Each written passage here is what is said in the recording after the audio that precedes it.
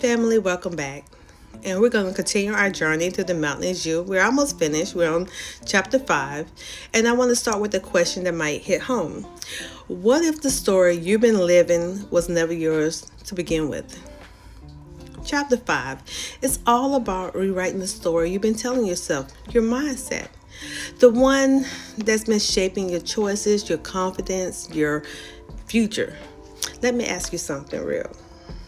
How many times have you been walking around that with a story that was built on fear, not truth? A story someone else handed us. A story you outgrew, but keep repeating anyway.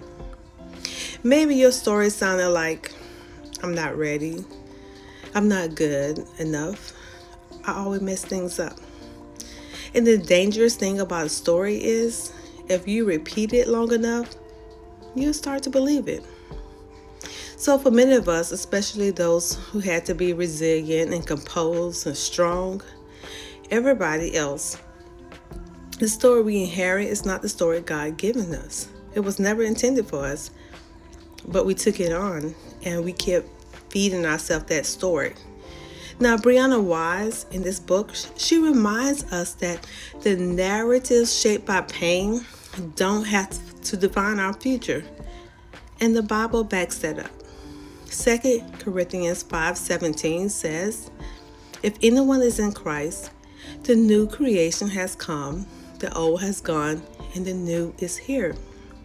That means you're not stuck or defined by your past. God is the author, and He's inviting you to pick up the pen with Him. Romans 12:2 says, be transformed by the renewing of your mind. That's what rewriting the story looks like. You have to change your mindset.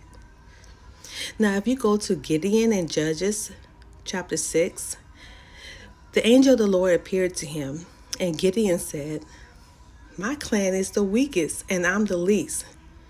That was his story, but God rewrote it.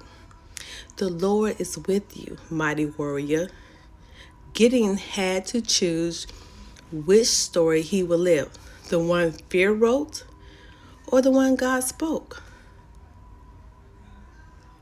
Pause with me for a moment. Think about the story you've been repeating, maybe for years. For me, it was, I was not good enough. And it was just fear.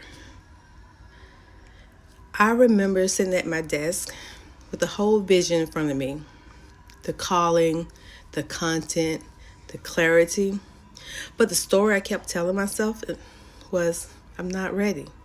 I'm not good enough. I'm not qualified. God had to show me that the delay wasn't His voice. It was fear. And when I surrendered that fear, He handed me a whole new script. He said, you are chosen, you are equipped, you are called. Family, listen. You cannot climb the mountain God placed in front of you if you're carrying the wrong story. Rewriting your story isn't pretending, it's replacing lies with truth. Let me make this practical. If your old story says you're stuck, rewrite it. Say, I am being stretched and God is growing with me. If your old story says, I always fail, rewrite it with God's grace is sufficient and His power is made perfect in my weakness. Here's your application. Grab a notebook this week and write down one old story you've been telling yourself. Then right underneath it, write your new story, the one that God is giving you. Speak it out loud. Pray it over your life. Share it with someone you trust. And I want to hear from you. Drop a comment and start with the words. My new story is, let's speak life together. Let's rewrite this story as a family. I'm praying that God gives you the courage to release that old script and that faith to walk boldly into your new one. Family, it's time to start rehearsing the lies and start declaring truth over our lives. Rewrite your story with faith, not fear.